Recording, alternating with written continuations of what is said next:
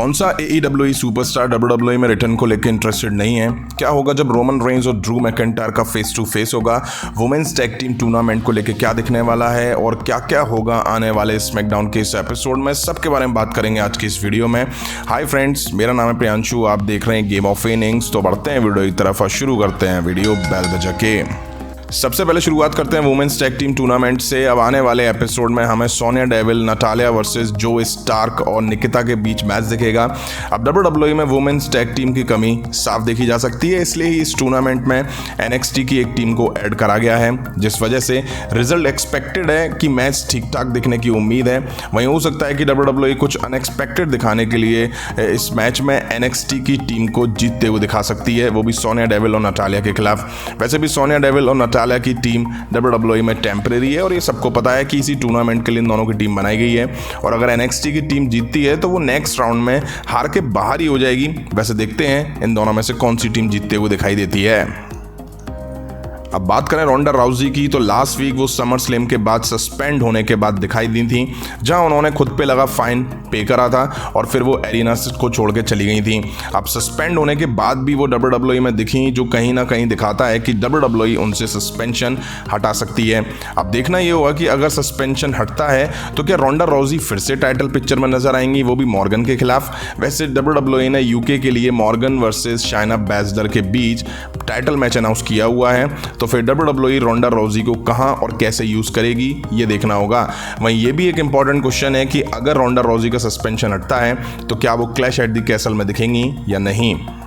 वहीं बात आती है उसोस की, जो कि अभी तक अनडिस्प्यूटेड टैग टीम टाइटल को लेकर के किसी के साथ फ्यूड में नहीं दिख रहे हैं। हाँ, वो रोमन रेंज के बिहाफ पे ड्रू मैकिंटायर और कैरियन क्रॉस के अगेंस्ट फ्यूड को आगे बढ़ा रहे हैं।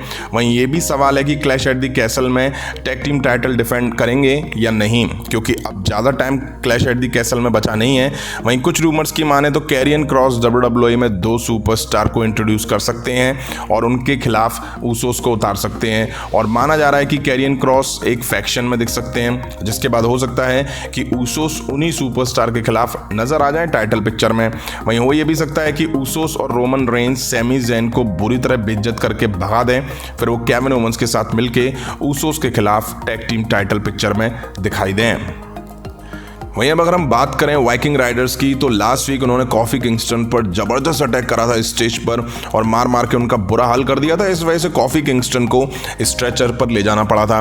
इससे पहले कुछ वीक पहले की बात करूं तो वाइकिंग राइडर्स ने स्मैकडाउन में उन कॉफी किंगस्टन के पार्टनर जेवियर वुड्स को भी बुरी तरह मारा था और उनको इंजर्ड कर दिया था, जिसके बाद से वो अभी तक स्मैकडाउन में दिखाई नहीं दिए हैं। अब वाइकिंग राइडर्स आने वाले स्मैकडाउन के एपिसोड में वाइकिंग फ्यूनरल के जरिए न्यू डे के दोनों मेंबर कॉफी किंगस्टन और जेवियर वुड्स का मजाक बनाने वाले हैं।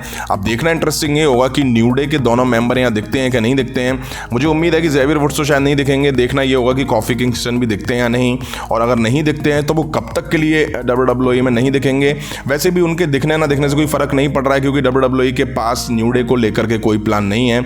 अब ऐसा लग रहा है कि वाइकिंग राइडर्स के सेगमेंट में लास्ट वीक रिटर्न करके आए हिटरो की टीम दखल दे सकती है, और इस सेगमेंट में हिटरो के और वाइकिंग राइडर्स के बीच कुछ प्रोमो वॉर दिख सकता है और इन दोनों के टीमों के बीच ब्रॉल भी देखने को मिल सकता है। अब बात कर लेते हैं हम इंटरकॉन्टिनेंटल चैंपियन गंथर की। तो लास्ट वीक उन्होंने शिंसुके नाकामुरा के खिलाफ शानदार मैच लड़ा, जिसमें अपना टाइटल डिफेंड करा था और उन्होंने नाकामुरा को हरा के अपना टाइटल आसानी से रिटेन भी कर लिया। अब ऐसा लग रहा है कि गंथर के साथ नाकामुरा की फ्यूड एंड हो चुकी है। वैसे भी इन दोनों को लेकर के अब कुछ बचा नहीं है जो WWE इन दोनों के बीच दिखा सकती है। वहीं अब उम्मीद करी जा रही है कि WWE गंथर को कोई न्यू चैलेंजर दे सकता है या मिल सकता है। अब सबसे बड़ी बात यह है कि गंथर के अगेंस्ट स्मैकडाउन में कौन सा सुपरस्टार उतरेगा, उसकी कमी साफ देखने को मिल रही है। बट कुछ रूमर्स इशारा कर रहे हैं कि शायद गंथर के अगेंस्ट शेमस को WWE उतार सकती है।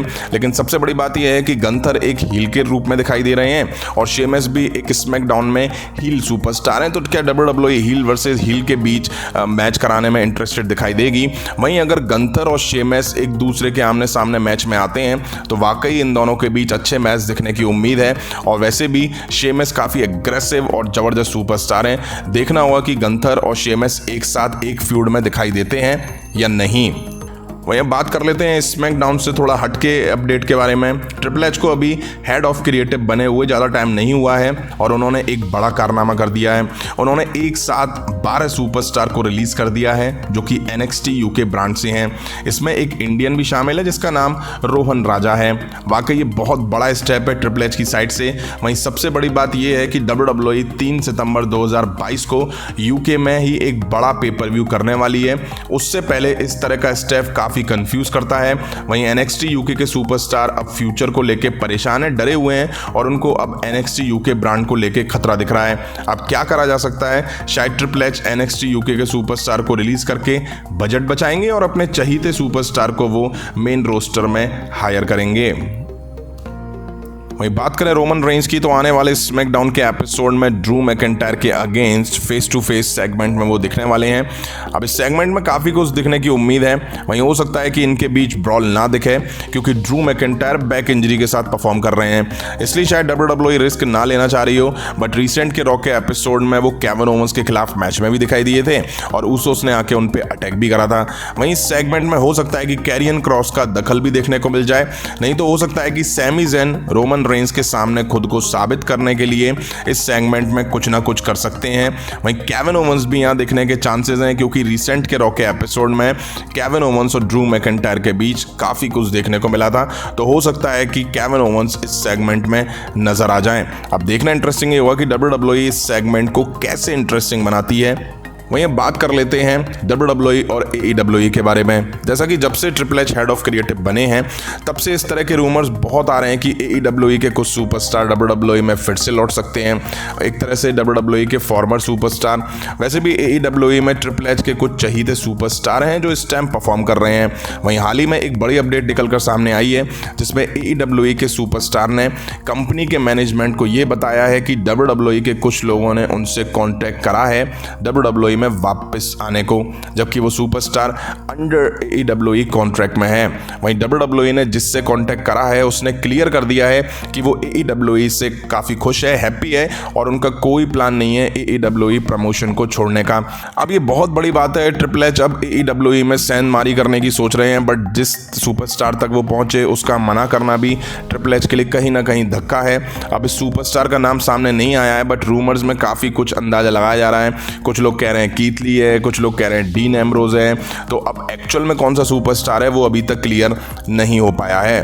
तो फ्रेंड ये थी WWE से जुड़ी कुछ शानदार अपडेट्स। उम्मीद है वीडियो आप सभी को पसंद आई होगी। पसंद आई है तो यार सोच क्या रहे हो, अभी तक वीडियो को लाइक नहीं करा है तो लाइक करो, चैनल को सब्सक्राइब करो। मिलता हूं नेक्स्ट वीडियो में। Thank you.